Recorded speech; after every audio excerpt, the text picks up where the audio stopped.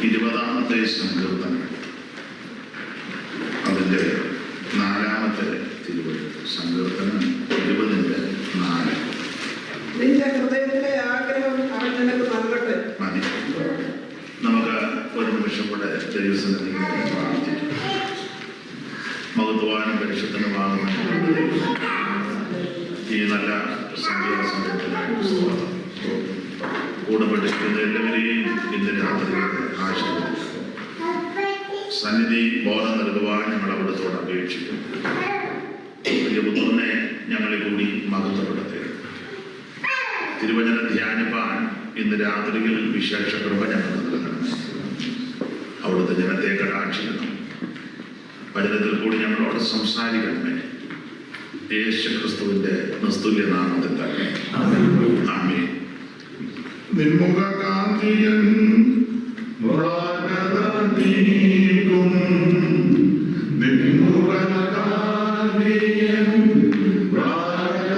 നീക്കും നിന്മധുരാമൃതവചനം കിന്നരയാകെ ഓർക്കും നിന്മധുരാമൃതവചനം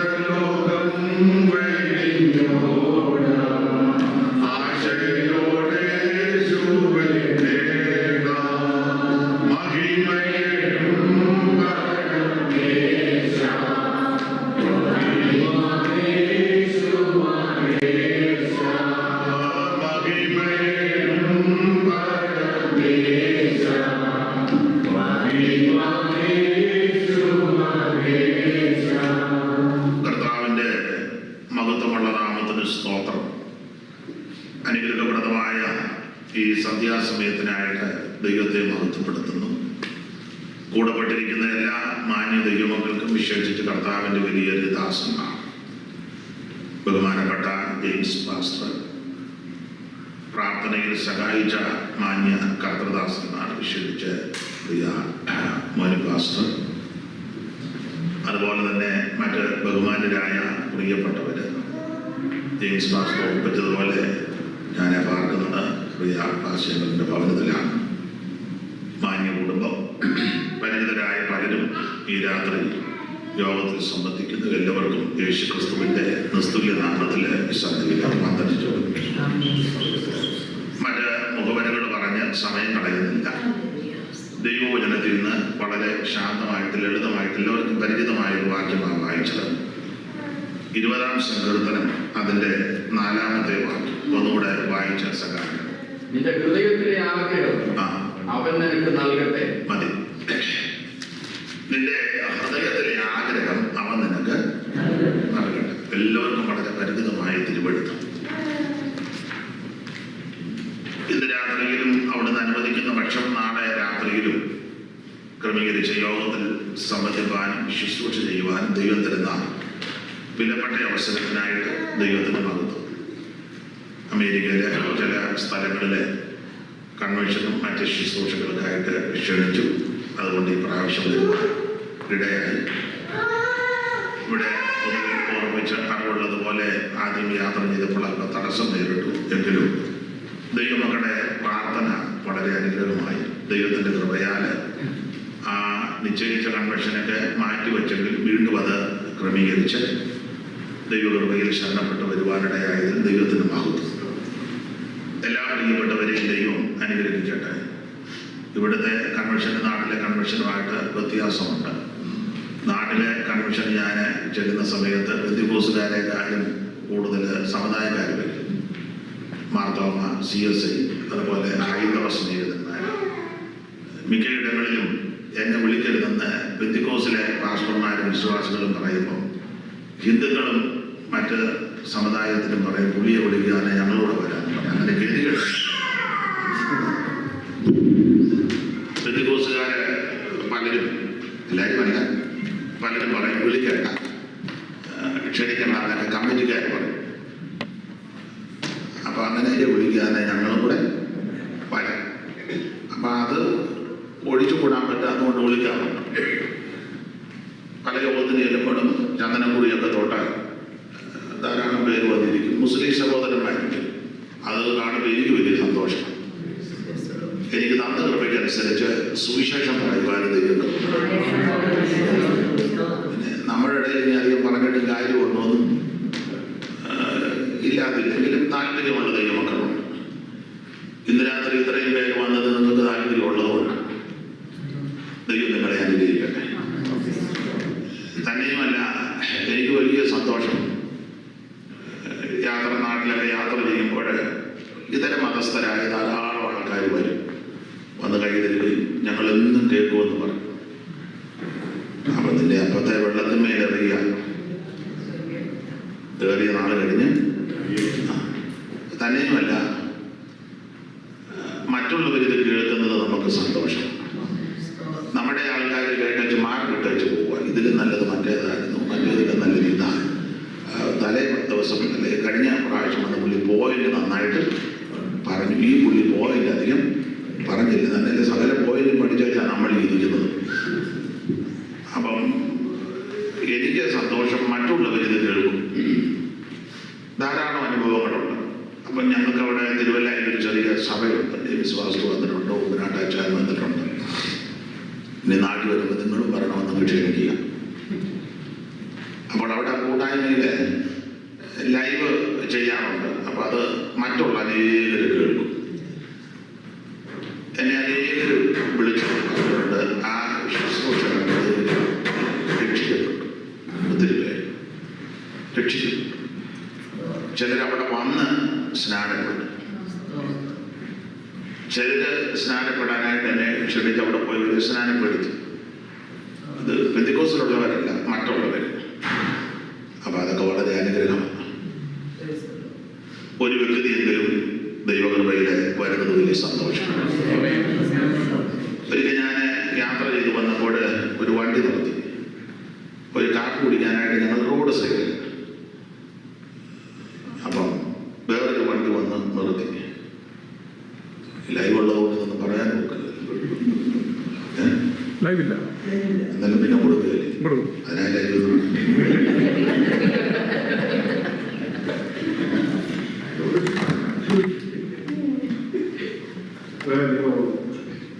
ഉള്ളതാണ്. അപ്പം വണ്ടി നിർത്തി ഞാൻ കാപ്പ് കുടിക്കാനായിട്ട് ഇറങ്ങി. അപ്പം ഒരാൾ വന്ന് വളരെ ബഹുമാനത്തോടെ കൈ കൂപ്പി. അപ്പം കളപ്പക്കുറി ചെയ്തുകൊണ്ട് അപ്പം എന്നോട് പറഞ്ഞു, ഇനിയാണ് ഞാൻ പറഞ്ഞത് കണ്ടുകൊണ്ട് ഞങ്ങൾ നിർത്തിക്കുന്നത്. അദ്ദേഹവും അദ്ദേഹത്തിൻ്റെ ഭാര്യയും 2 പിള്ളേരും. അപ്പം എല്ലാ ദിവസവും ഒരു പ്രസംഗം കേട്ടാച്ചാ. അപ്പം ഞാൻ കൊടിരസത്തിൽ പറഞ്ഞു, ഗുളിക കഴിയുമ്പോൾ ആയിരിക്കും എന്ന് പറഞ്ഞു എന്നും കേൾക്കുമെന്ന് പറഞ്ഞു. അപ്പം മറ്റൊരു വ്യക്തി യേശുവിനെ കേൾക്കുന്നെങ്കിൽ, യേശുവിനെ അറിയുന്നെങ്കിൽ അത് ഏറ്റവും വലിയ ഭാഗ്യം. ദൈവം എല്ലാവരെയും അനുഗ്രഹിക്കട്ടെ. ഇന്ന് രാത്രി ഇങ്ങനെ ഒരു അവസരം ലഭിച്ചതിൽ ദൈവത്തിന് മഹത്വം. നിങ്ങളെല്ലാവരെയും ദൈവം അനുഗ്രഹിക്കട്ടെ. നിങ്ങൾ പ്രാർത്ഥിക്കുന്നുണ്ടെന്നറിയാം. വീണ്ടും നിങ്ങളുടെ പ്രാർത്ഥന അപേക്ഷിക്കും. തിരൂരിലെ അഞ്ചാന് അതുപോലെ തന്നെ ജാതകയിൽ കണ്ടു. എല്ലാവരെയും ദൈവം അനുഗ്രഹിക്കട്ടെ. ഞാനുമായിട്ട് വളരെ അടുപ്പമായി എടുത്ത് പറയണ്ടല്ലോ. എല്ലാ പ്രിയപ്പെട്ടവരെയും ദൈവം സഹായിക്കട്ടെ. ഇന്നലെ സന്ധ്യയിൽ ലളിതമായ ഒരു ചിന്ത എല്ലാവർക്കും അറിവുള്ള ഭാഗ്യമായി 20-ാം സങ്കീർത്തനം 4-ാം വാക്യമാണ്. നിന്റെ ഹൃദയത്തിലെ ആഗ്രഹം അവൻ നിനക്ക് നൽകണം. ഇന്ന് രാത്രി ഇവിടെ മൂടപ്പെട്ടിരിക്കുന്ന എല്ലാവരുടെ ഹൃദയത്തിൽ ആഗ്രഹങ്ങളുണ്ട്. ആഗ്രഹമില്ലാത്ത ആരും ഇന്ന് രാത്രി പെടുകയില്ല. എന്തെങ്കിലുമൊക്കെ ആഗ്രഹമുണ്ട്. അപ്പോൾ നമ്മുടെ നല്ല ആഗ്രഹങ്ങളെ എല്ലാം നിവർത്തിക്കുന്ന ഒരു ദൈവമാണ്. എല്ലാ ആഗ്രഹങ്ങളുമല്ല, നല്ല ആഗ്രഹങ്ങളെ നിറവേറ്റി തരുന്ന ഒരു ദൈവം നമുക്ക് വേണ്ടി സ്വർഗ്ഗത്തിലുണ്ട്. 20-ാം സങ്കീർത്തനം 4-ാം വാക്യമാണ് വായിച്ചത്. ഇവിടെ ഉണ്ടോ എന്ന് അറിയത്തില്ല. നാട്ടിലൊക്കെ പുതിയ ഉപദേശക്കാര് എല്ലാം പുതിയ ഉപദേശങ്ങളാണ്. ഉപദേശക്കാര് പറഞ്ഞ സങ്കീർത്തനം ഒന്നും പ്രസംഗിക്കരുതെന്ന്, വായിക്കരുത്, പ്രസംഗിക്കരുത്. നമ്മുടെ ഒരു ശ്രേഷ്ഠനായ ദൈവദാസന് ഒരു സഭയിൽ ചെന്നപ്പോൾ അവിടുത്തെ കാശും ചുറ്റുപാടുമുള്ള രച്ചായനും ഭാഷ കൂടെ അങ്ങനെ ആണല്ലോ മിക്കടുത്ത് ഇരിക്കുന്നത്. ചില പിടിപ്പും ഒക്കെ ഉള്ള പുള്ളി ഭാഷ കൂടായിരിക്കും ഇരിക്കുന്നത്. കുടിരിക്കല്ലേ പുള്ളി പറയാൻ പല സഭ നിങ്ങൾ വേണ്ടുന്നില്ല. അങ്ങനെ പോകുന്നത് മിക്കടുത്തും അങ്ങനെ. അപ്പൊ ഇതേപോലെ ഓടിക്ക് പോകണ്ട. അപ്പൊ ഈ ഗസ്റ്റായിട്ട് ഇരുന്ന ദൈവദാസൻ പ്രസംഗിക്കുന്നതിന് മുമ്പ് ഈ സഭയിലെ മെയിൻ അച്ചായന് ചോദിച്ചു, എന്തോ പ്രസംഗിക്കുന്നത്? അദ്ദേഹം വളരെ യോഗ്യമായിട്ട് ഞാൻ പറഞ്ഞാലും മുൻമാറ്റി ഭാഷയ്ക്ക് അറിയാം. ഞാൻ യോഗം കഴിഞ്ഞ് പറയാം. രണ്ടുപേരെ അറിയാം. ചോദിച്ച പുള്ളിയും പറഞ്ഞ പുള്ളിയെ അറിയാം. അപ്പോൾ എനിക്ക് തോന്നുന്നു ഇച്ചിരി ബന്ധമുണ്ടെന്ന് തോന്നുന്നു. പിന്നെ പറയാം. അപ്പോൾ ചോദിച്ചപ്പോൾ ഇന്ന് ഞാൻ സങ്കീർത്തനത്തിൽ നാം പ്രസംഗിക്കുന്നു. അപ്പൊ ഈ സഭയിൽ ഞാൻ പറഞ്ഞു സങ്കീർത്തനം ഒന്നുകൂടെ പറയണ്ട. അപ്പൊ ചോദിച്ചാൽ അത് കൂടുതൽ ദാവീദ് പാപം ചെയ്ത കാര്യമൊക്കെ, ദാവീദിന്റെ കാര്യമാകുന്നു ഇവിടെ പറയണ്ട. അപ്പൊ ഈ ചെന്ന പുള്ളി ചോദിച്ചു, പിന്നെ എന്തുവാ ഇവിടെ പറയണ്ടേ? അപ്പൊ അദ്ദേഹം പറഞ്ഞു, ഇവിടെ സുവിശേഷം പറഞ്ഞാണ്. ഇവിടെ സുവിശേഷം. ഈ കടുവായെ പിടിച്ച് കിടുവായി എന്ന് പറഞ്ഞ പോലെ ചെന്ന പുള്ളി വിടുകന. പുള്ളി അപ്പം അദ്ദേഹത്തോട് ചോദിച്ചു, ആട്ടെ സുവിശേഷം പറയാം. ഒരു കാര്യം, സുവിശേഷം എന്നാൽ എന്താ? സുവിശേഷം എന്നാൽ എന്താ? അല്ല നിങ്ങൾ പറഞ്ഞു, ഉറക്കെ പറഞ്ഞു. ദാവീദിന്റെ സന്തതിയായി ജനിച്ച്. അപ്പൊ തുടക്കം എങ്ങനെ? ഇത് പറയരുതെന്ന് പറഞ്ഞു. അവൻ മറ്റേ പിള്ളി പറഞ്ഞു, പറഞ്ഞോളാം പറഞ്ഞു. ഞാൻ ഈ വേദപുസ്തകം മുഴുവൻ വായിച്ചു. നിങ്ങൾ വായിച്ചല്ല. ഏതാണ്ട് 1040 പ്രാവശ്യം ദാവീദിന്റെ പേര് പറഞ്ഞിട്ടുണ്ട് വേദപുസ്തകത്തിൽ. 1040 പ്രാവശ്യം. ഞാൻ എണ്ണിയപ്പം, ഇനി നിങ്ങൾ എണ്ണിയാൽ കുറച്ചുകൂടെ കൂടും, കുറയത്തില്ല, കൂടും. അപ്പോൾ 1040 പ്രാവശ്യം ദാവീദ് എന്ന പേര് വേദപുസ്തകത്തിലുണ്ട്. കൊള്ളുകേലാത്ത ആളുടെ പേരെത്രോ പറയുന്നു. എന്തുകൊണ്ടാണ് പരിശുദ്ധാത്മാവ് കൂടെ ഇത് രേഖപ്പെടുത്തിയിരിക്കുന്നത്? അതിൽ പുതിയ നിയമത്തിൽ ഏതാണ്ട് 127 പ്രാവശ്യം ദാവീദിന്റെ പേരുണ്ട്.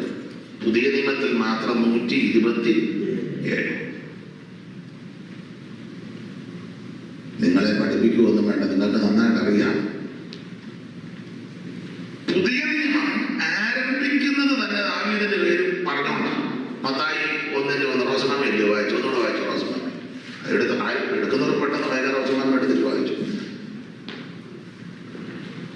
മത്തായി 1:1 അബ്രഹാമിന്റെ പുത്രനായി ദാവീദിന്റെ പുത്രനായി യേശുക്രിസ്തുവിന്റെ മതി. അപ്പോൾ പുതിയ നിയമം ആരംഭിക്കുന്നത് തന്നെ ദാവീദിന്റെ പേര് പറഞ്ഞ. അല്ല, പുതിയ നിയമം നമുക്കറിയാം 27 പുസ്തകം, ഒടുവിലെത്തത് വെളിപ്പാട് പുസ്തകമാണ്. 22 അധ്യായം.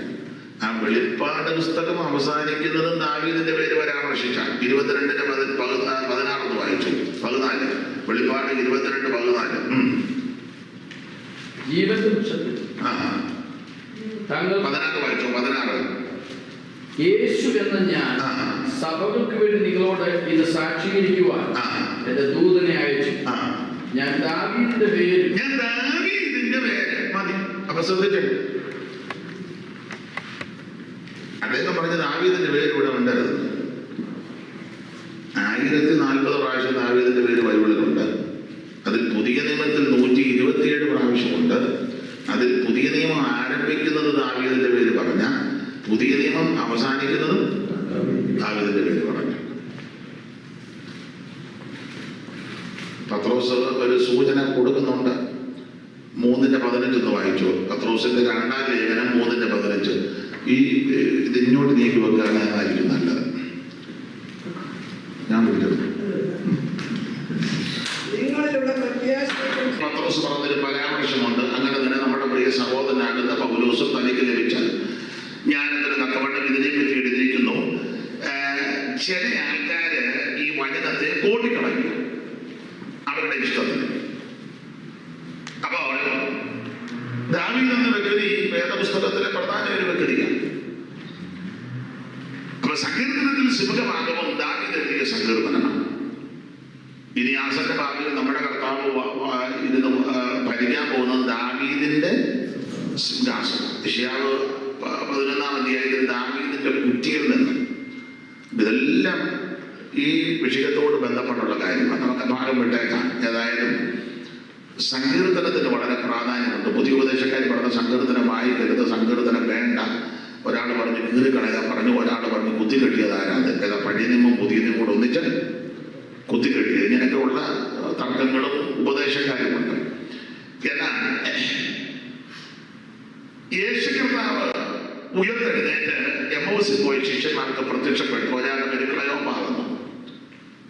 അവർ തർക്കിച്ച് വാദിച്ചു പോയപ്പോൾ നിങ്ങൾക്കറിയാം, ഇവര് തർക്കവും മാറും. യേശുദാനം കൂടെ നടന്നു. അവിടെ കർത്താവ് പറഞ്ഞൊരു പദമുണ്ട്.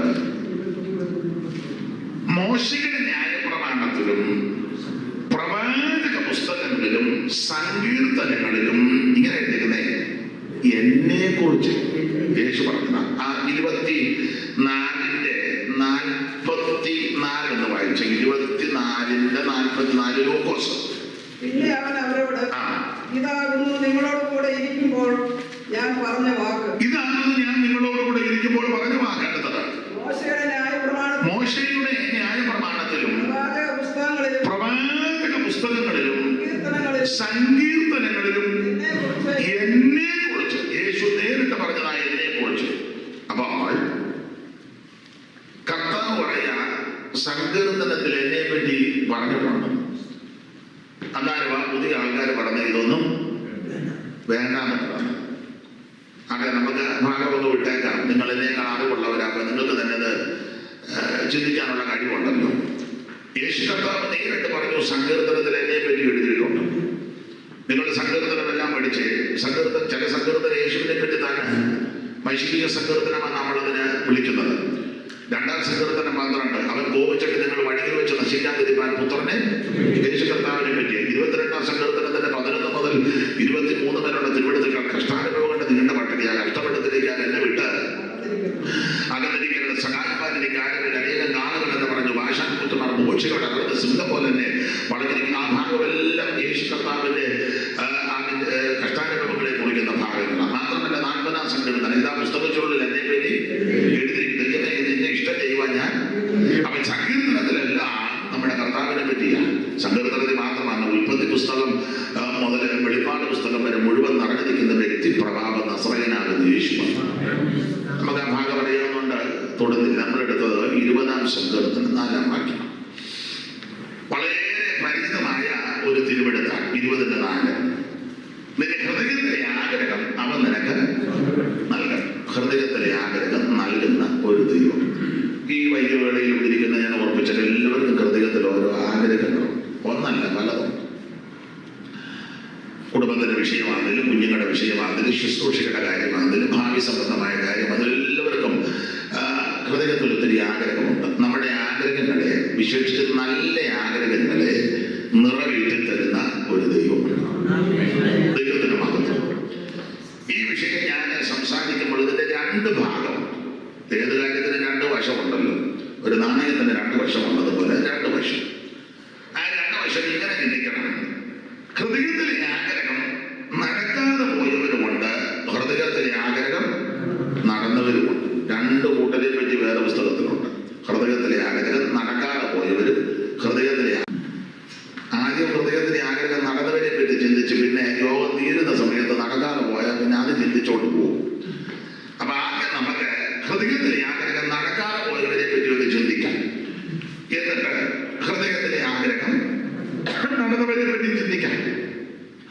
അപ്പൊ ഇന്ന് അത് പറഞ്ഞു തീരുന്നില്ലെങ്കിൽ ദൈവം അനുവദിച്ചാൽ നാളെ ആയിരിക്കും ബാക്കി. നാളെ വരുന്നവരുണ്ട്. ദൈവത്തിന്റെ മഹത്വം. അപ്പൊ അതുകൊണ്ട് ഇന്ന് രാത്രി നമുക്ക് ശാന്തമായിട്ട് ചിന്തിക്കാം. ഹൃദയത്തിലെ ആഗ്രഹം ആദ്യം നടക്കാതെ പോയ പലരുണ്ട് വേറെ പുസ്തകത്തിൽ. ഞാനൊരു 12 പേരെ നോട്ട് ചെയ്തിട്ടുണ്ട്. നടന്നത് ഒരു 10 പേരെ പറ്റിയുണ്ട്. അപ്പൊ ഇതെല്ലാം നിങ്ങൾ ചിന്തിക്കുക. നേരം പോയത് താനിതെല്ലാം പറഞ്ഞു വെച്ചാൽ ഇവിടുന്ന് ഞങ്ങളെ വിടുകോളൂ എന്നുള്ള ചിന്തയൊന്നും വേണ്ട. വ്യത്യാസം 9-ന് നിർത്താം. 9-ന് മതി. നാളെ സഹായമാണ് തന്നെ. അപ്പൊ ഇന്ന് 9-ന്, ബാക്കി നാളെ ഇച്ചിരി നേരത്തെ ഞാൻ വരാം. ഇന്നിപ്പം വന്നതിൻ്റെ ഒരു ചെറിയ ക്ഷീണമൊക്കെ ഉണ്ടായിരുന്നു. അതൊക്കെ എന്തായാലും കുഴപ്പമില്ല. നിങ്ങളെ കണ്ടപ്പം പിന്നെ ക്ഷീണം കൂടുക.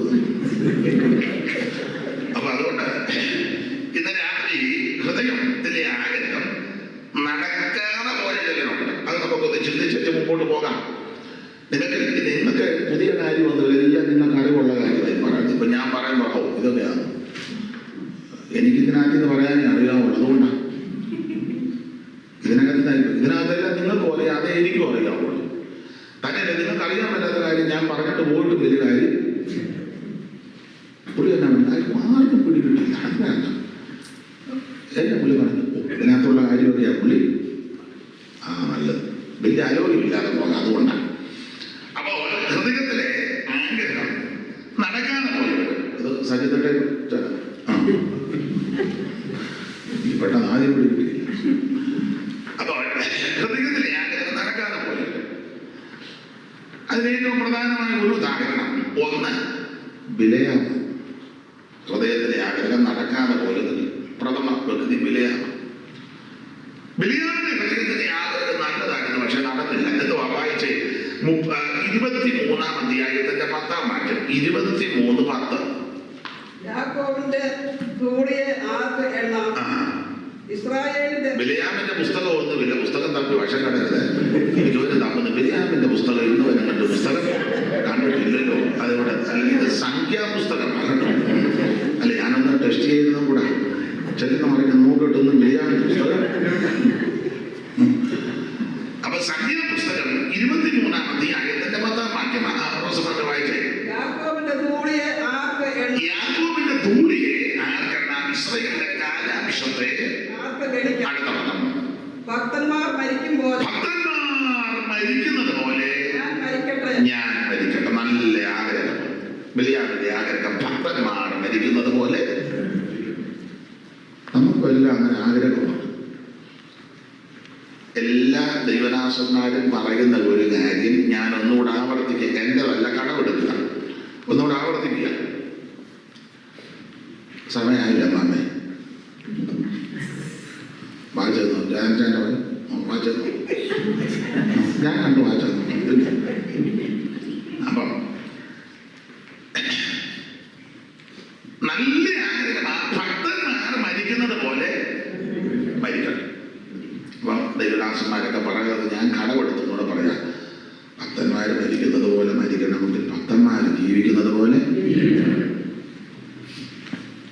ജീവിക്കുന്ന കാലത്തെല്ലാം മുദ്രാക്കോഴി ഒപ്പിച്ച ചങ്ങയേറ്റം പറ്റുമ്പോൾ മരുകൂടം കൊടുക്കുന്നത് നല്ല അന്ത്യം അങ്ങനെ കിട്ടുകയല്ല. ഇതങ്ങനെ കിട്ടുന്നതല്ല. അപ്പൊ ജീവിച്ചിരിക്കുമ്പോൾ പൂർണ്ണമെന്ന് ഞാൻ പറയുന്നില്ല, അങ്ങനെ ആരുമില്ല. ഏറെക്കുറെ എങ്കിലും ഒരു ഭക്തൻ ജീവിക്കും പോലെ ജീവിക്കണം. കുറയില്ല. ബിലയാമിന്റെ ആഗ്രഹം നല്ലതാ. ഭക്തന്മാർ മരിക്കുന്നത് പോലെ ഞാനൊന്ന് മരിക്കണം. നിങ്ങൾക്കറിയാം ആഗ്രഹം നല്ലതാണെങ്കിലും മരിച്ചത് അങ്ങനല്ല. എങ്ങനെ മരിച്ചത്?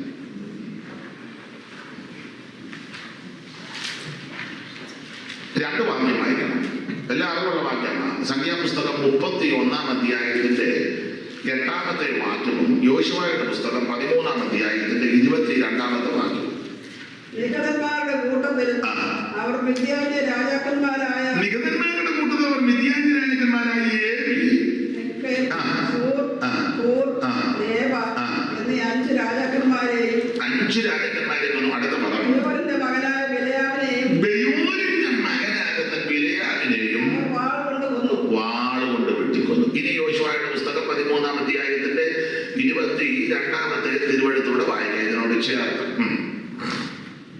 ഇസ്രായേൽ മക്കൾ കൊന്നവരുടെ കൂട്ടത്തിൽ ബെയോരിന്റെ മകനായ ബിലെയാം എന്ന പ്രശ്നക്കാരനെയും വാളുകൊണ്ട് കൊന്നു.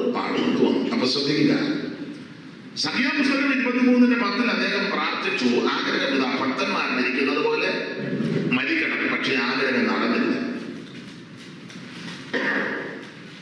ശത്രുക്കൾ ഇവനെ വാളുകൊണ്ട് വെട്ടിക്കൊന്നു. ആഗ്രഹം നല്ല ആഗ്രഹമാണ്, നടന്നില്ല. സങ്കീർത്തനം 24 നിന്റെ ഹൃദയത്തിലെ ആഗ്രഹം നൽകണ്ടെന്ന. പക്ഷെ ഇവിടെ നടന്നില്ല, ആഗ്രഹം സാധിക്കാതെ.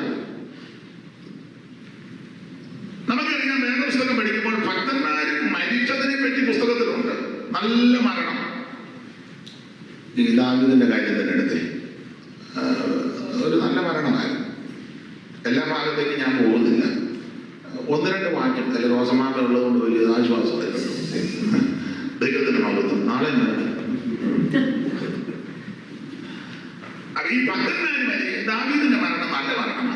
എല്ലാ വാക്യവും എടുപ്പിക്കുന്നില്ല, തെളിവിന്റെ 2-3 വാക്യം. ആ മരണസമയം എങ്ങനെയായിരുന്നു? രാജാക്കന്മാരുടെ 1-ാം പുസ്തകം 1-ാം അധ്യായത്തിന്റെ 1-ാമത്തെ വാക്യത്തിന്റെ മൊത്തം വായിക്കരുത്, ആദ്യത്തെ 1-2 പദങ്ങൾ. അല്ലല്ല, രാജാക്കന്മാരുടെ 1-ാം പുസ്തകം 1-ാം അധ്യായത്തിന്റെ 1-ാമത്തെ വാക്യം മുതൽ മതി. അപ്പോ 2 പദമാണ്. ദാവീദ് രാജാവ് വയസ്സ് എന്ന് വൃദ്ധനാക്കി. വയസ്സില്ല എന്ന് പറഞ്ഞാൽ നമ്മൾ ഓർക്കുന്ന അങ്ങേയറ്റം പറ്റി വടിയും കുത്തി പോവുക എന്നല്ല. 60 കഴിഞ്ഞാൽ വയസ്സിന്റെ പട്ടിക 60. ഇത് മുഴുവൻ പരുവകേടാണ്. പൗലോസ് ലേഖനത്തിൽ കൊടുത്തത് വയസ്സനായ എനിക്കെന്ന. അപ്പം പൗലോസ് അപ്പൊ അതിനെപ്പറ്റി വേദപഠിതാക്കൾ കണക്കുമൊക്കെ പറഞ്ഞ് എന്നാലും 60 വയസ്സ് കഴിഞ്ഞു. അപ്പൊ 60 വയസ്സുള്ള താൻ തന്നെ സംബോധന ചെയ്യുന്നത്. അപ്പം ശ്രദ്ധിക്കണം, 60 കഴിഞ്ഞ വയസ്സനായി. നമ്മൾ പിന്നെ കറക്റ്റ് അഡ്ജസ്റ്റും ഒക്കെ ചെയ്ത് ഇങ്ങനെ ഇരിക്കുക. അത് ഇപ്പം മാറ്റണ്ട, അങ്ങനെ ഇരിക്കും. എന്നാലും 60 കഴിഞ്ഞ വയസ്സന്മാരുടെ പട്ടിക. അപ്പൊ ദാവീദിനെ പറ്റി വായിക്കുകയാണ്. ഈ ഭക്തൻ മരിക്കുന്നതാണ്. ദാവീദ് വയസ്സ് എന്ന് വൃദ്ധൻ. അപ്പോൾ പ്രായമായി ചിലത് പ്രായമായെന്ന് അംഗീകരിക്കുകയല്ല. അല്ല, അങ്ങനത്തെ മനസ്സ് നല്ലതാണെന്നാണ്. വയസ്സിൽ വൃദ്ധനായി. എല്ലാ വാക്കും പഠിപ്പിക്കുന്നില്ല. ഇനി രാജാക്കന്മാരുടെ ആ 1-ാം പുസ്തകം തന്നെ 2-ാം അധ്യായത്തിന്റെ 1-ാമത്തെ വാക്യം ഒന്ന് വായിച്ചേ. മരണകാലം അടുത്തു വന്നു. മതി, എല്ലാം വായിക്കണ്ട. അപ്പൊ 1-ാം അധ്യായത്തിൽ വയസ്സ് എന്ന് വൃദ്ധനായി. 2-ാം അധ്യായത്തിൽ വന്നപ്പോൾ ദാവീദിന് മരണകാലം അടുത്തു. ഈ മരണസമയമൊക്കെ അടുത്ത് വരുമ്പം നമുക്കറിയാം. കൃത്യം ഡേറ്റും ടൈമും ഒന്നും എല്ലാവർക്കും അറിയത്തില്ലെങ്കിലും എൻ്റെ ഭാഷ കേട്ടോ, മരണത്തിൻ്റെ മണമടിക്കും. ശരിക്കും മണമടിക്കും.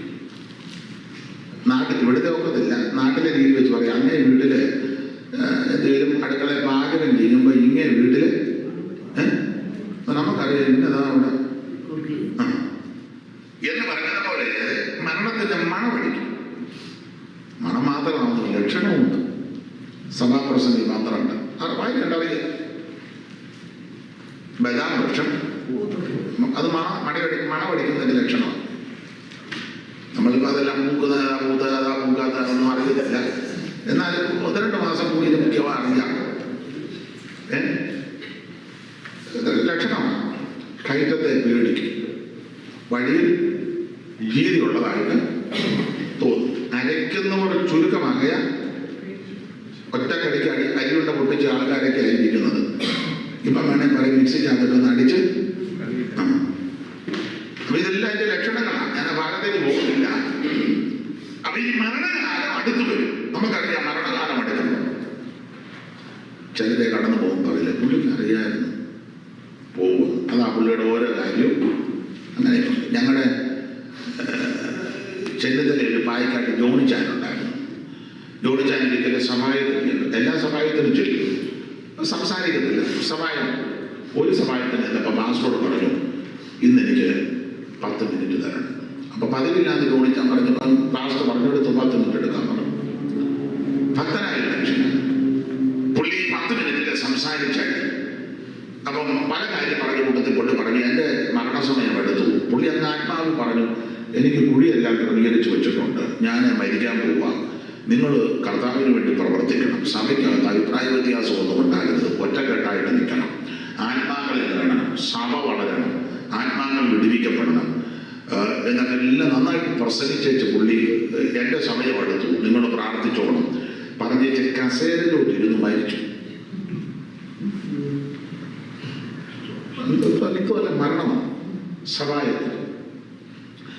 എൻ്റെ കൂടെയുള്ളൊരു ഷിബു പാസ്റ്ററുണ്ട്. അദ്ദേഹത്തിൻ്റെ പെങ്ങളെ വിവാഹം ചെയ്ത പുറ്റൂർ. അവർ സുവിശേഷവല്ലേ IPCയിലെ പാസ്റ്റർ, ഇപ്പം തൃശ്ശൂരിനടുത്ത്. അദ്ദേഹത്തെ കണ്ണൂരായിരുന്നു. അപ്പോൾ ഒരിക്കൽ ഞാൻ കണ്ണൂർ ചെന്നപ്പോൾ അദ്ദേഹത്തിൻ്റെ പിതാവ് 95 വയസ്സോളമുണ്ട് അപ്പച്ചൻ, നല്ല ജോലികളൊക്കെയുള്ള അപ്പച്ചൻ.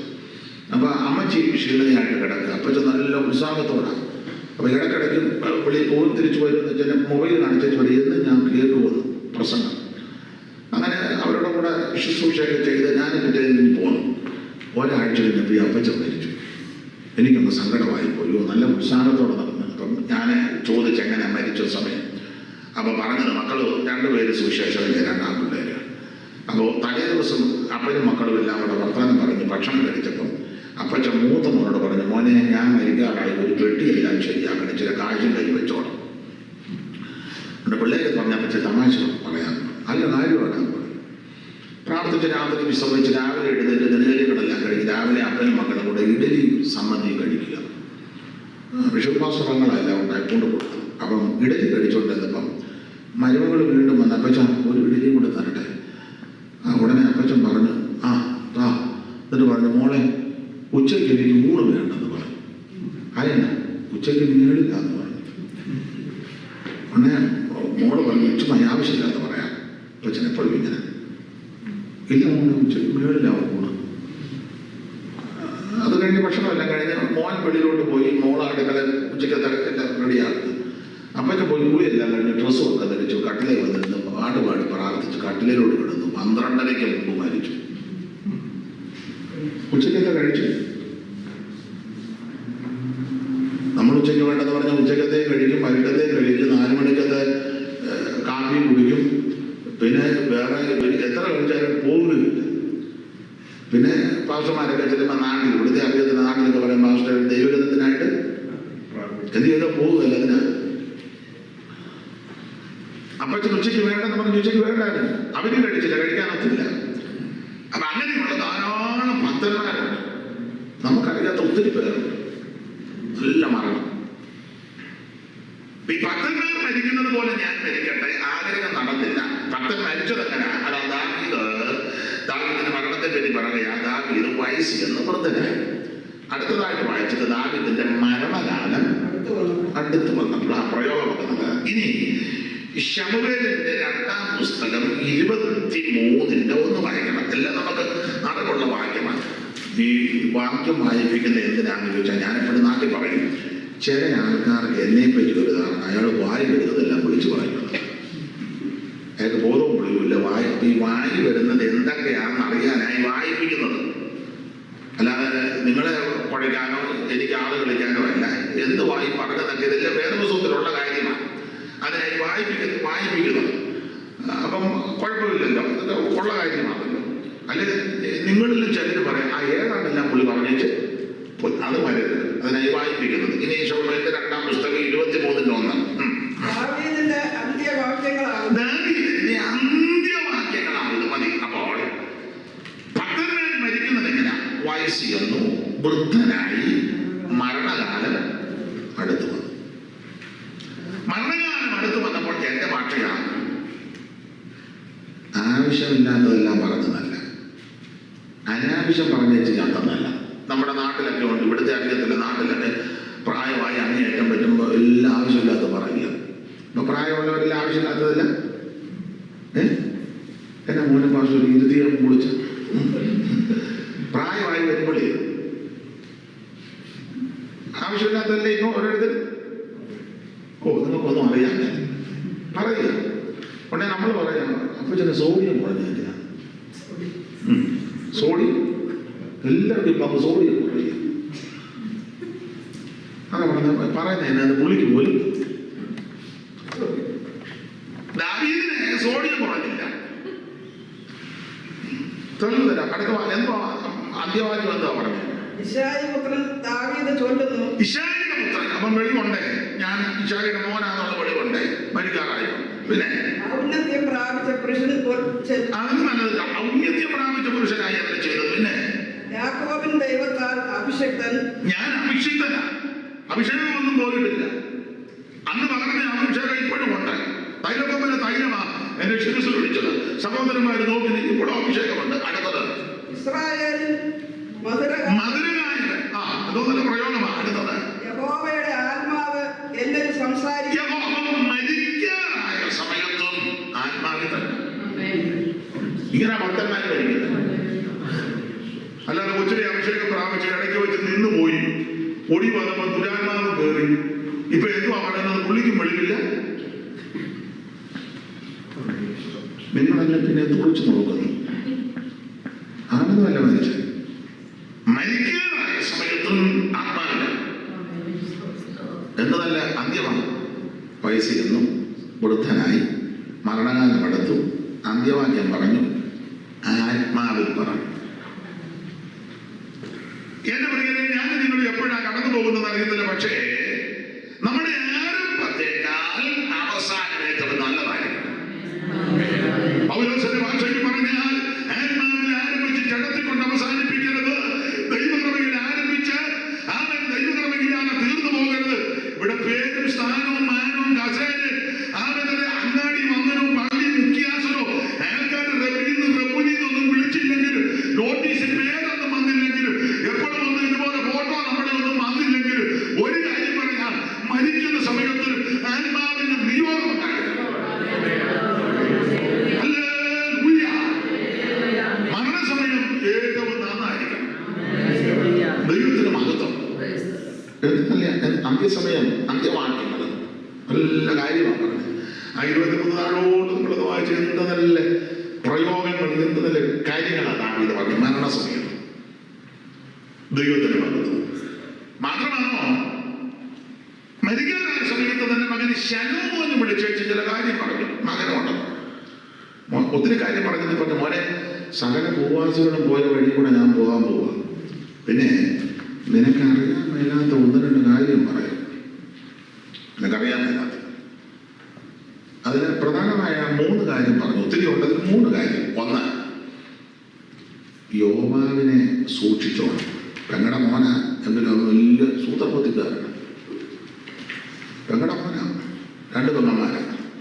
അതിലൊരു പെങ്ങളാണ് സെരൂയ. സെരൂയയ്ക്ക് 3 ആൺപിള്ളേരായി. യോവാബ്, അബീഷായി, അസായ. അസായയുടെ കാട്ടുകരയ്ക്ക് ശീഘ്രകാമില്ല. കാട്ടുകര പോലെ ശീഘ്രകാമില്ല. യോവാബ് ശീഘ്രകാമില്ല. സൂക്ഷിച്ചോ. മരിക്കുന്നതിന് മുന്നേ മകനോട് നിർദ്ദേശം കൊടുക്കുക. എല്ലാ ഭാഗത്തും ഞാൻ പോകുന്നില്ല. 2, ഈ ഭക്തന്മാർ മരിക്കുന്നത് ഇങ്ങനെ. 2, ഈ ഗേരയുടെ മകൻ ശിവയുണ്ടല്ലോ, അതിനൊന്ന് സൂക്ഷിച്ചോണം. അതിനെ ചെറിയ പാരയാണ്, നമുക്ക് ചെറുതായിട്ടൊന്ന് സൂക്ഷിച്ചോണം. അവൻ പണ്ടന്നെ രാനി കയ്യുമെല്ലാം മാരി വരുന്നതാണ്. ഞാൻ യോർദാങ്കട കടന്നപ്പോൾ നിരപ്പ് പ്രാപിച്ചു. എന്നാലും അവൻ അത്ര ശരിയാവും. 21 അവൻ ഇരിക്കുന്നെങ്കിലും ആള് ശരിയല്ല. ചില ആളോടാണ് ഇങ്ങനെ സമാധി ഇരിക്കുമ്പോൾ ഇരിക്കുന്ന ആൾക്കാരുണ്ട്. സ്വഭാവത്തിനൊരു മാറ്റവും. മിക്ക സഭയിലും മാസത്തിൽ 3 ദിവസം ഉപവാസ പ്രാർത്ഥന. സ്വഭാവത്തിനൊന്നും 7. നമുക്കന്ന് എന്തെല്ലാം പ്രവർത്തനങ്ങൾ. ഈ പ്രവർത്തനം ധാരാളമായിട്ട് നടക്കുന്നെങ്കിലും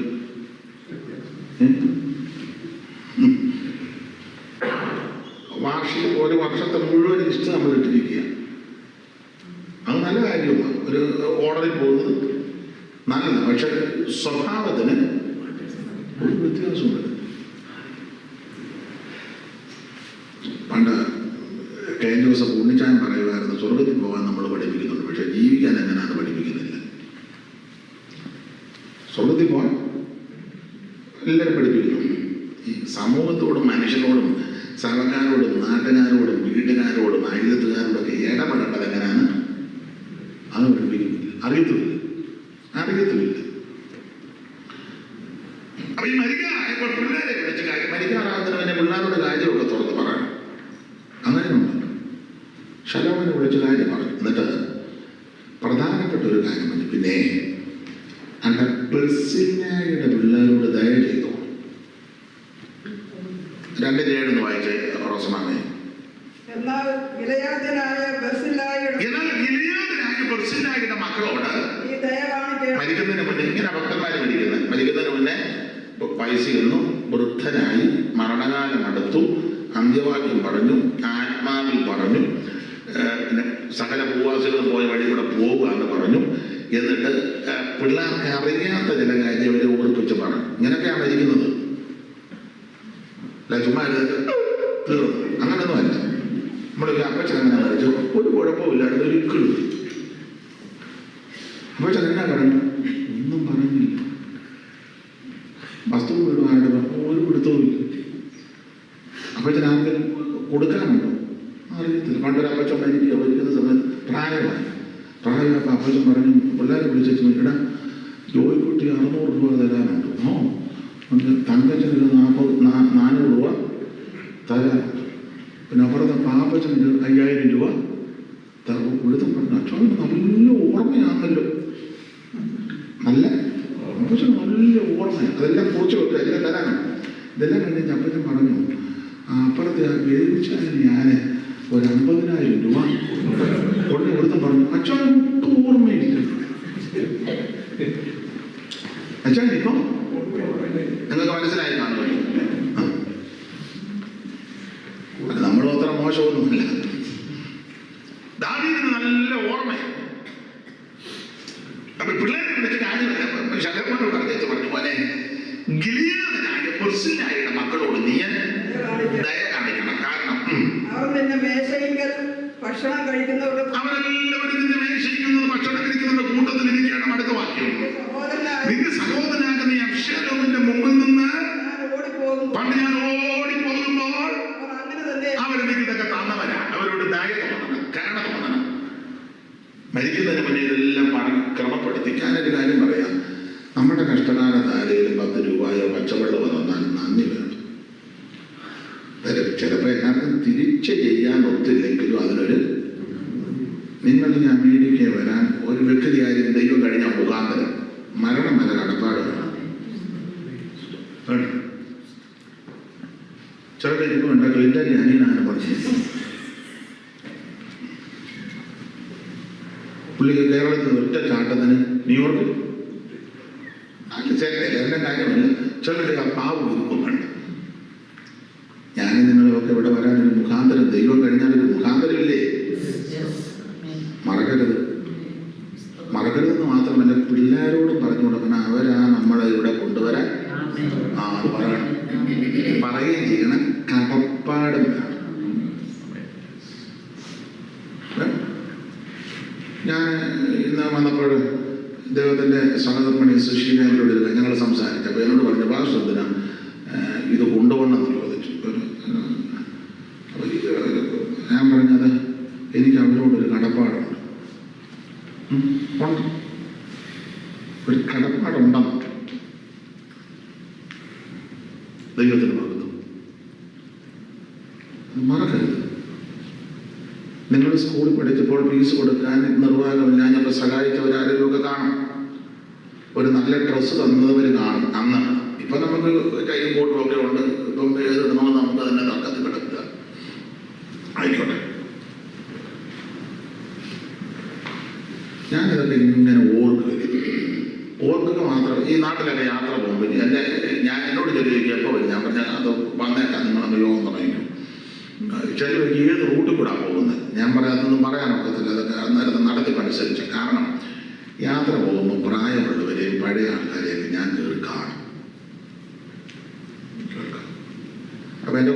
സഹോദരന്മാർ ഞാൻ പറയും ഇവിടെ ഒരു അമ്മയുണ്ട് കാണും. അപ്പോൾ ഈ അമ്മ പണ്ട് എനിക്ക് ചോറ് തന്നതാണ്. ഇപ്പം അമ്മയ്ക്ക് തരാനുള്ള സാവകാശമില്ല, ആരോഗ്യം വന്നു, വലിയ ക്ഷീണതയായിട്ടിരിക്കുക. ഒന്ന് കയറി കാണും.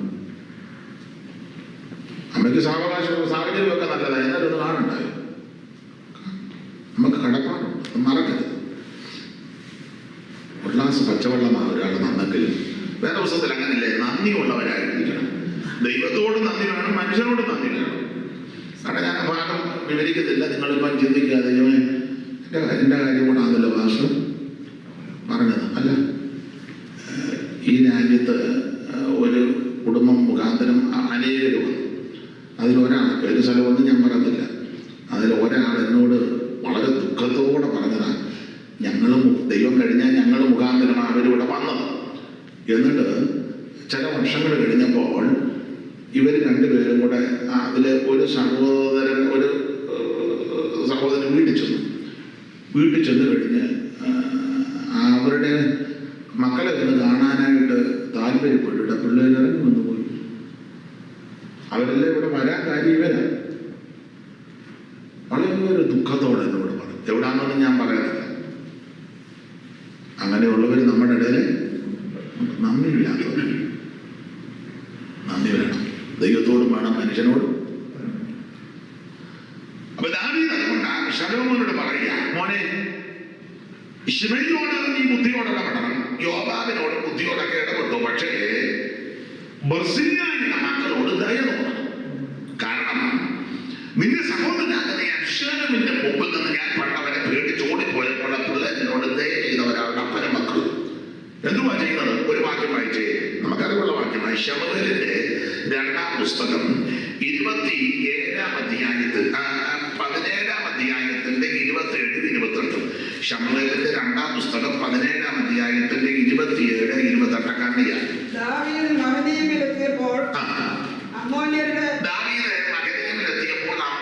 രപ്പായിൽ നിന്ന് ഞാനാശിന്റെ മകൻ ശോഭി, ലോദേബാരിൽ നിന്ന് അമ്മിയലിന്റെ മകൻ മാഖീർ, ലോകേലിയിൽ നിന്ന് ഗിലെയാദിനായ ബർസില്ല എന്നിവർ കിടക്കകളും കിണ്ണങ്ങളും മൺപാത്രങ്ങളും ദാവീദിനും കൂടെയുള്ള ജനത്തിന് ഭക്ഷിപ്പാൻ ഗോതമ്പ്, യവം, മാവ്, മലര്, അവരക്ക, പയറ്, പരിപ്പ്, തേന്, വെണ്ണ, ആട്, പശുവിൻ പാൽക്കട്ട എന്നിവയും കൊണ്ടുവന്നു. ജനം മരുഭൂമിയിൽ വിശന്നും ദാഹിച്ചു ഇരിക്കുമല്ലോ എന്ന് അവര് പറഞ്ഞു.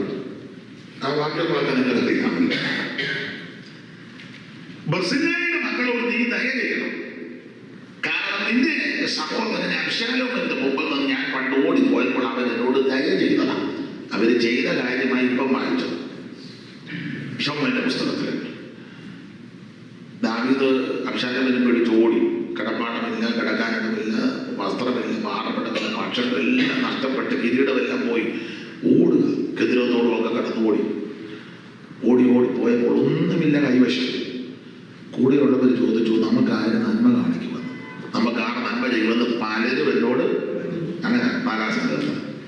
അപ്പൊ ദാവീദ് പറഞ്ഞു, ദൈവം വഴിയൊരുക്കും, നിങ്ങൾ സമാധാനപ്പെട്ട്, ദൈവം വഴിയൊരുക്കും, ദൈവം വിശ്വസ്തൻ. ഇങ്ങനെയൊക്കെ പറഞ്ഞ് അവരെ ധൈര്യപ്പെടുത്തി മുൻപോട്ട് പോന്നപ്പോൾ ചെന്നപ്പം 3 പേരെ ദൈവം ഒരുക്കി. ശോഭി, മാഖീർ, ബർസില്ലായി. അതിൽ പ്രധാനിയും ബർസില്ലായി. അവർ കൊണ്ടുവന്ന് കൊടുത്തതാണ് കിടക്ക, കിണ്ണം, മൺപാത്രം. ദാവീദിന് കൂടെയുള്ള ജനത്തിന് ഭക്ഷിപ്പാൻ ലിസ്റ്റിൽ ഗോതമ്പ് മുതലിഞ്ഞോട്ട്. ദാവീദ് കഷ്ടകാലത്ത് ഇതെല്ലാം അനുഭവിച്ച് ഭക്ഷിച്ച് കിടന്ന് വിശ്രമിച്ച് മരുഭൂമിക്കൂടി യാത്ര ചെയ്തു. എല്ലാം നഷ്ടപ്പെട്ടു. ഒടുവിൽ സാഹചര്യം ദൈവം തിരുത്തി മാറ്റി. അബ്ശാലോമിന് പട്ടുപോയി. ജനമെല്ലാം കൂടി പറഞ്ഞ്, നമുക്ക് രാജാവായിട്ട് നാം തെരഞ്ഞെടുത്തിരുന്ന അബ്ശാലോം പടയിൽ പട്ടുപോയി, അതുകൊണ്ട് നമുക്ക് ദാവീദിനെ തിരികെ കൊണ്ടുവരണം. അങ്ങനെ ദാവീദിനെ തിരികെ കൊണ്ടുവന്ന് രാജാവാക്കി. ദാവീദ് രാജാവായി ഇങ്ങോട്ട് വരുന്ന സമയത്ത് ബർസില്ലായി വിളിച്ചിട്ട് പുള്ളി പോയില്ല. എങ്കിലും മരിക്കുന്ന സമയത്ത് തൻ്റെ മകൻ ശലോമോനോട് പറഞ്ഞു, ആ പിള്ളേരോട് ധൈര്യം ചെയ്യണം കേട്ടോ. അവരെന്റെ കഷ്ടകാലത്ത് ഞാൻ ബുദ്ധിമുട്ട് അനുഭവിച്ചപ്പോൾ എനിക്ക് ഭക്ഷണ പദാർത്ഥ പാനീയങ്ങളും കിടക്കാൻ ഇടവൊക്കെ തന്നവരാണ്, മറക്കരുത്. അത് പറയാം, അവരെല്ലാവരും നിന്റെ മേശയിൽ നിന്ന് ഭക്ഷണം കഴിക്കുന്നവരുടെ കൂട്ടത്തിലിരിക്കണം. ഇതിനകത്ത് ഒരു ആത്മീയാർത്ഥം, പ്രിയതേ.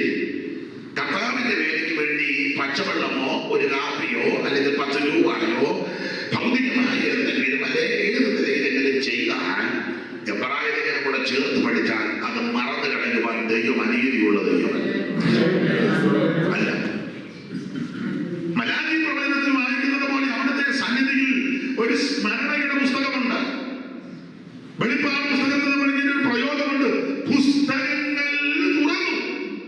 സ്മരണയുടെ പുസ്തകം തുറക്കും. ചെയ്തതും പ്രവർത്തിച്ചതും വർദ്ധിച്ചതും എത്തിച്ചതുമായ മുഴുവൻ കാര്യവും കുറിച്ചു വെച്ചിട്ടുണ്ട്. അതിനൊരു ഉദാഹരണമായി രാജാവിന് ഉറക്കം വരുന്നില്ല, തിരിഞ്ഞു പറഞ്ഞു കിടന്നു. ഉറക്കം വരാതെ രാജാവ് പറഞ്ഞു, ഒരു കാര്യം ദിനവൃത്താന്ത പുസ്തകം കൊണ്ടുപോവാ, ഡെയിലി ഡയറി കൊണ്ടുവന്നു. താളുകൾ മറിച്ചു വന്നപ്പോൾ ഒരു ഹെഡിങ് മൊർദെഖായി ചെയ്തത്. അപ്പോൾ നോക്കിയപ്പോൾ തന്നെ കയ്യേറ്റം ചെയ്യുവാൻ രണ്ടുപേര് ഷണ്ഡന്മാര് പരിശ്രമിച്ചു, വിത്താനയും ശേഖരിച്ചും. അപ്പോൾ ഈ പടിവാദക്കാർ ന്യായീകരിച്ചു കിടന്ന് മൊർദെഖായി ഈ റിപ്പോർട്ട് കൊടുത്തു. റിപ്പോർട്ടിന്റെ വെളിച്ചത്തിൽ അന്വേഷണ കമ്മീഷന് വെച്ച് അന്വേഷിച്ചപ്പോൾ കാര്യം ശരി, അവരെ കൊന്നു. അത് ഈ റിപ്പോർട്ടിൽ തന്ന മൊർദെഖായിക്ക് എന്തെങ്കിലും ചെയ്തോ? ഇല്ല. ആരവിടെ മൊർദെഖായിക്ക് ചെയ്യാൻ പോവാ. ഞാൻ നിങ്ങൾ ചെയ്യുന്ന സമയത്ത്, പ്രവർത്തിക്കുന്ന സമയത്ത് മറുപടിയോ വിടുതലോ നടന്നില്ലെന്ന് ഓർത്ത് ഭാരപ്പെടരുത്. ഇതെല്ലാം നിങ്ങൾ കുറിച്ചു വെച്ചിട്ടുണ്ട്. അവിടുത്തെ വരവ് താമസിക്കാൻ നിങ്ങളെയും നിങ്ങളുടെ സന്തതിയെയും ഉയർത്തുന്ന അനുഗ്രഹിക്കുന്ന ഒരു ദൈവമുണ്ട്. ദൈവം നിങ്ങളുടെ കാരണമല്ല. ചിലപ്പോ സമകാലവും കണ്ടെന്ന് വരികയല്ല, നോട്ടീസിൽ പേരൊന്നും വന്നെന്ന് വരികയല്ല, ചിലപ്പോ എല്ലാവരും പാരിതോഷികമൊന്നും തന്നെന്ന് വരികയല്ല. പക്ഷേ അവൻ സ്തോത്രത്തിൽ നന്നായിട്ട് അറിയുന്ന ഒരുവൻ സ്വർഗത്തിലുണ്ട്. അത് മുഴുവൻ കുറിച്ചു വച്ചിട്ടുണ്ട്. സമയമാകുമ്പോൾ ദിനവൃത്താന്തത്തിന്റെ പേര് തട്ടി മാറ്റി ദൈവമെന്ന് കുറിച്ചു വെച്ചതിന് തക്കതായ മറുപടി നൽകി നമ്മളെ ആദരിക്കുന്ന ഒരു ദൈവമുണ്ട്. ദൈവത്തിന് മഹത്വം. ഒത്തിരി കാര്യം പറയേണ്ടതുണ്ട്, ഞാൻ വിസ്തരിക്കുന്നില്ല. ആ പിള്ളേരെല്ലാം നിന്റെ മേശയിൽ ഭക്ഷിക്കുന്നുണ്ട് കൂട്ടത്തിലിരിക്കണം. ഈ ശലോമന്റെ മേശ എങ്ങനെ നമ്മുടെ മേശ വന്നാണ്? ഒരു വാക്യം വായിച്ചു, ഒത്തിരി ഉണ്ട്. ഒരു വാക്യം ഇപ്പം വായിക്കും. രാജാക്കന്മാരുടെ 1-ാം പുസ്തകം 4-ാം അധ്യായത്തിന്റെ 22 വായിച്ചേ. അറിവുള്ള വാക്യമെങ്കിലും വായിച്ചു. നിത്യചെലവ്. സലോമന്റെ നിത്യചെലവാണ്. ഡെയിലി മേശയിൽ 30 പറ നേരിയ മാവ്. നേരിയ മാവ് എന്ന് പറഞ്ഞാൽ തരിയില്ലാത്തത്. ഒരു ഞാൻ ചോദിച്ചു, നേരിയ മാവ് ഒരു സഹോദരൻ പറഞ്ഞു, നേരിയ അതിനകത്ത് കൊണ്ടുവരുന്നു. ഞാൻ പിന്നെ അധികം ഒന്നും പറയാൻ പോയില്ല, കാരണം പറഞ്ഞിട്ടും കാര്യമില്ല. അപ്പോൾ തരിയില്ലാത്ത സഹോദരിമാർക്ക് പറഞ്ഞാൽ പെട്ടെന്ന് പിടികിട്ടും. നാട്ടിലൊക്കെ പാലപ്പത്തിന്റെ മാവ് തരി. അപ്പൊ നിത്യചെലവ 30 പറ നേരിയ മാവ്. സാധാരണ മാവ് 60 പറ. അപ്പൊ 90 പറ മാവിന്റെ അപ്പം. നാട്ടിലൊക്കെ ഞാൻ പറയാറുണ്ട്, 1/2 കിലോ ആട്ട കൊണ്ട് 35 ചപ്പാത്തി ഉണ്ടാക്കുന്നത്. ചപ്പാത്തി എടുത്ത് നോക്കിയാൽ സഖ്യപർവ്വതം വരെ കാണാം. ഇത് 30 പറ നേരിയ മാവും 60 പറ ഡെയിലി ആണ് ഓർക്കണം. ഡെയിലി. അടുത്തത് മാൻ. നല്ല മാന്. അപ്പം മൂപ്പുള്ളത് മൂപ്പില്ലാത്തതുമാണ് അതിന്റെ അർത്ഥം. പ്രായമുള്ളവർക്കും പ്രായമില്ലാത്തവർക്കും. പിന്നെ മ്ലാവ്. നല്ല ഇറച്ചിയാണ് മ്ലാവിന്റെ. പിന്നെ പുഷ്ടി വരുത്തിയ വന്നതല്ല. പിന്നെ എനിക്കത് ഇപ്പോഴത്തെ കോഴിയാണ് തോന്നുന്നു. പുഷ്ടി വരുത്തി കോഴി. അതാ വരുത്തിയതാണ്. വെള്ളക്കോഴി നാട്ടിലുണ്ട്. വെള്ളക്കോഴി അത് കഴിച്ചു പെന്തിക്കോസുമായിട്ട് യോഗം വന്നാൽ കോഴി ഇരിക്കും പോലെ ഒരെണ്ണം കൈ അടിക്കാണ്ട് പാട് കാണ്ടല്ല. പിന്നെ തീരാത്തരത്തൊരു പോക്കുണ്ട്. 3 കല്ലിയ പറയാൻ ഒടുവില്. ഇനിയിപ്പോ അനുഭവം വേണ്ട, തീരാൻ പോവാ. പുഷ്ടി മരുന്നിയ പക്ഷി. പിന്നെ ഇത് കൂടാതെ മെലിഞ്ഞതല്ല, നല്ല അടുപ്പിച്ചതല്ല 10 കാള. പിന്നെ മേച്ചപ്പുറത്തെ 20 കാളയും 100 ആട് ഡെയിലി. ശലോമന്റെ മേശ നമ്മൾ ആടുന്നതല്ലാതെ ആടിനെ ആകാം. അപ്പൊ ഇങ്ങനെയുള്ള ഭക്ഷണ പദാർത്ഥ പാനീയങ്ങളാണ് ശലോമോന്റെ മേശ. കേട്ടോ, വായിച്ചല്ലോ. ഇവരുടെ അപ്പൻ പണ്ട് കൊടുത്തത് ഗോതമ്പ്, യവവും മുന്തിരി, അങ്ങനെയുള്ള യവം, മലര്, അമരിക്ക, പയറ്, പരിപ്പ്, ഇങ്ങനെയുള്ള സാധനമാണ് കൊടുത്തത്. പക്ഷെ അത് ദൈവം കുറിച്ചു വെച്ചു. ദാവീദ് കുറിച്ചു വെച്ച് വർഷങ്ങൾ കഴിഞ്ഞപ്പോൾ ആ തലമുറയ്ക്ക് കൊടുത്തത് അപ്പം കൊടുത്തത് പോലല്ല. ഒന്ന്, അപ്പൻ മരുഭൂമിയിലാണ് കൊടുത്തത്. ശലോമോൻ കൊട്ടാരത്തിലാണ് കൊടുക്കുന്നത്. രണ്ട്, അപ്പൻ കൊണ്ട് കൊടുത്തത് അല്പസമയത്തേക്കാണ്. ശലോമോൻ കൊടുക്കുന്നത് നിത്യം കൊടുക്കാൻ പോവാണ്. മൂന്ന്, അപ്പൻ അമരിക്കായും പയറും പരിപ്പും ഒക്കെയാണ് കൊണ്ട് കൊടുത്തത്. ശലോമോന്റെ തീന്മേശയിൽ ഇതൊന്നുമല്ല. ദൈവത്തിന് മഹത്വം. നാം കർത്താവിന്റെ വേലയ്ക്ക് എന്തെങ്കിലും ചെയ്താൽ, പ്രവർത്തിച്ചാൽ, അടുത്ത വരവ് താമസിച്ചാൽ നമ്മുടെ തലമുറയെയും ഇവിടെയും മാനിക്കും മാത്രമാണോ? അങ്ങ് ചെല്ലുമ്പോൾ കോടികോടി വിശുദ്ധന്മാരിക്കുന്ന സദസ്സിൽ എന്നെയും നിങ്ങളെയും ആദരിക്കുന്ന ഒരു ദൈവമുണ്ട്. അന്ന് നമുക്ക് പുകഴ്ചയുണ്ടാകും, അന്ന് മാന്യതയുണ്ടാകും, അന്ന് വീണ്ടും നമ്മളെ ബഹുമാനിക്കുന്ന സുദിനമാണ്. കരമുയർത്തി ദൈവത്തെ സ്തുതിക്കുക. ആ ക്ലോക്കില് 9 മണിയായി. ഇന്ന് നിർത്തുക. ഞാനൊക്കെ മുഖവര പറഞ്ഞതേ ഉള്ളൂ. ദൈവം അനുവദിച്ച നാളെ, ബാക്കി നാളെയാണ്. ഇന്ന് നോമ്പറായി. ചില ആൾക്കാർക്ക് എന്നെ പറ്റി ധാരണ അതുകൊണ്ട് അയാൾ ബോധവും വെളിവൊന്നും ഉള്ളവനല്ല. കൃത്യം 9 ഇന്നിപ്പം നിർത്തുക. ഇതൊരു മുഖവര പറഞ്ഞതേ ഉള്ളൂ. ദൈവം അനുവദിച്ചാൽ ഇതിന്റെ ബാക്കി നമുക്ക് നാളെ ചിന്തിക്കാം. കരമുയർത്തി ദൈവത്തെ സ്തുതിച്ചാണ്. നിങ്ങളുടെ വിലപ്പെട്ട പ്രാർത്ഥന ചോദിക്കുക. കർത്താവ് അനുവദിച്ചാൽ നമുക്ക് നാളെ കാണാം. ഒരിക്കൽ കൂടി ദൈവത്തെ സ്തുതിക്കാം. മണ്ണിൽ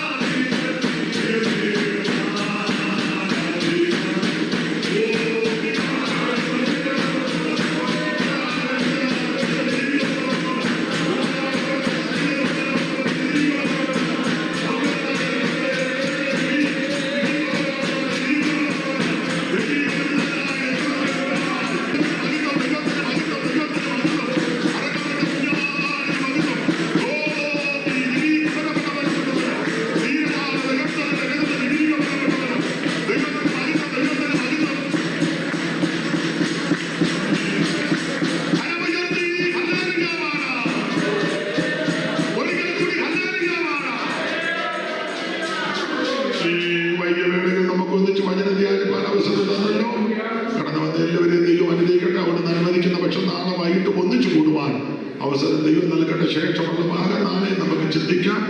നിങ്ങളുടെ പ്രാർത്ഥനയെ ചോദിക്കുന്നു. ഈ 4-5 ദിവസം ന്യൂയോർക്കിൽ കാണും. എനിക്ക് ഇവിടുന്ന് വെള്ളി ശനിയൊക്കെ ഒക്കലോഹമായിട്ടാണ് കൺവെൻഷന്. യാത്രയോർത്തും ശുശ്രൂഷയോർത്തും പ്രാർത്ഥിക്കണമെന്ന് അപേക്ഷിക്കുന്നു. ദൈവം നിങ്ങളെ